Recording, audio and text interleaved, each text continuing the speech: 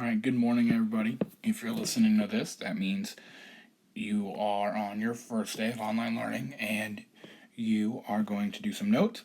So, first off, let's go find those notes. So if we go into Google Classroom, go to classwork, all the notes for Unit 1 will be under the Unit 1 guided notes. If you click on that PDF, once it loads, everything you'll need will be right here. These will be the sheets that we use for notes for about the next 2 to 3 weeks.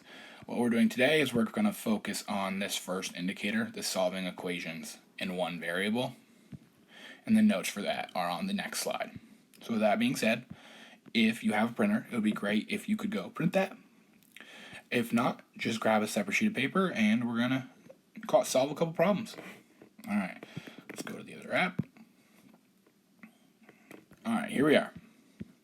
So, solving one variable equations. I looked at a couple of the pretest, and from what I saw, this was reviewed to you all.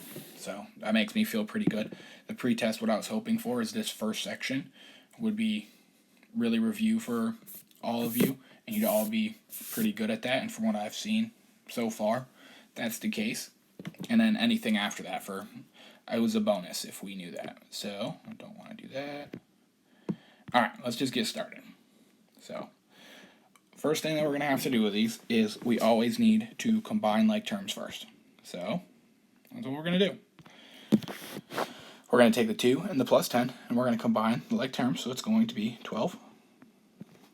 Then, we're going to take the minus 4r, and that's going to be equal to, we're going to need to do the distributive property, so it's going to be negative 6r plus 66, because negative 6 times negative 11 is a positive. Then we're going to have plus 36r plus 48. From here, what we're going to need to do is we're going to need to combine like terms on the right side. So we're going to get 12 minus 4r equals, then we're going to combine the like terms. So we're going to combine the negative 6r and the 36r to get 30r. And then 66 plus 48 is 66 plus 48 for 114. So plus 114. So we now have 12 minus 4r equals 30r plus 114. So from here, what we're going to need to do is we're going to need to get the variables on one side and the numbers on the other. Just to keep everything in the positives, I'm going to add 4r to both sides. And we are going to get 12 is equal to 34r plus 114. And then last thing we're going to need to do is we're going to need to minus 114. And when we do that, we are going to get negative 102 is equal to 34r. We're going to divide by 34 to both sides.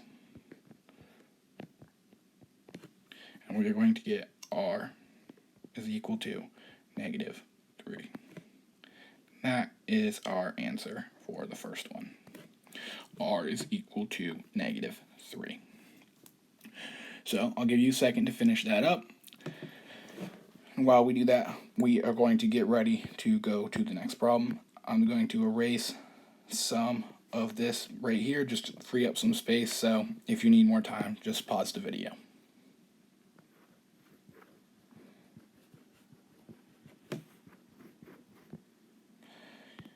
Alright, here we go. We are on example 2. So I chose 3 examples because all 3 are going to have the different types of solution we see with these. So that being said, I'm not going to spoil it. Here we go. First thing that we're going to need to do is the distributive property. We're going to have to do that on both sides. So we're going to get negative 5n minus 45 minus 10 is equal to negative 5n minus 55. We now need to combine like terms on the left side. So that's the negative 45 and the negative 10. I hope you all know what I mean by combining like terms. Basically, what that means is if they are similar terms, so if they both have an n in it, or if they both are just numbers on the same side of the equation, we combine them. Okay?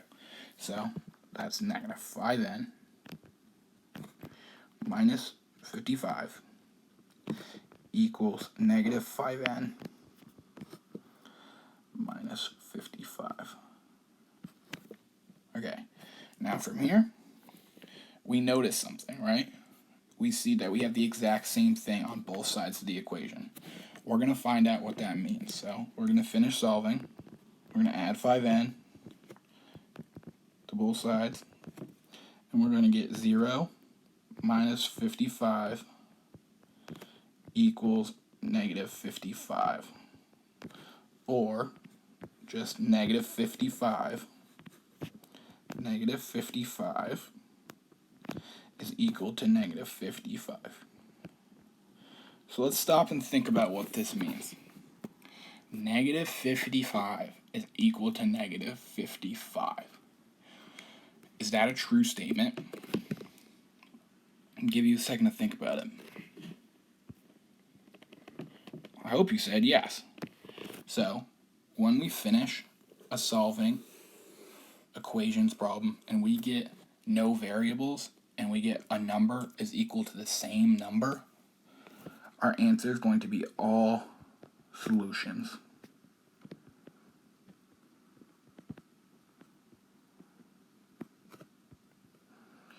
Okay? So basically what that means no matter what we plug in for n, it's going to work when we check our answer. So if we plugged in 1 here for n, we will see that the left side is going to equal the right side. So the big conclusion from this problem is when we have a number equal to some number with no variables, our answer is going to be all solutions. Okay, so that's the other type of solution we can get. There's really going to be 3 types. We're going to get our variable being equal to a number. We could get all solutions, and then I bet you if you know the other type of answer, we're going to get that here. But if not, let's find out. So let's start the same way. We're going to do the distributive property. I'm going to do it the other way just because of space. Definitely need to make more space for the next video. So when we do this, we have 66 plus 110r is equal to 110r minus 66. So what we're going to have to do is get the variables to one side, get the numbers to the other. So I'm going to add 66 to both sides. That was ugly. 66. And when we add 66, we are going to get 132 plus 110r is equal to 110r. Then we need to subtract 110r to both sides. And we are going to get 132 is equal to 0r. And we know that 0r is 132 is just equal to 0. So if we think about that, is 132 equal to 0? Well, the answer to that is no. So the conclusion that we're going to make, if we get, once again, no variables, and we get one number is equal to a different number, what that tells us is there's actually no solutions.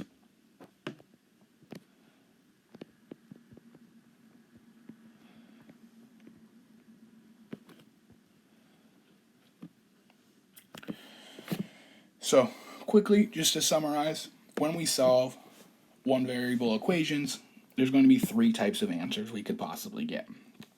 The first is we're going to get our variable is equal to some number. The second is we're going to get a number is equal to the same number. That would mean all solutions.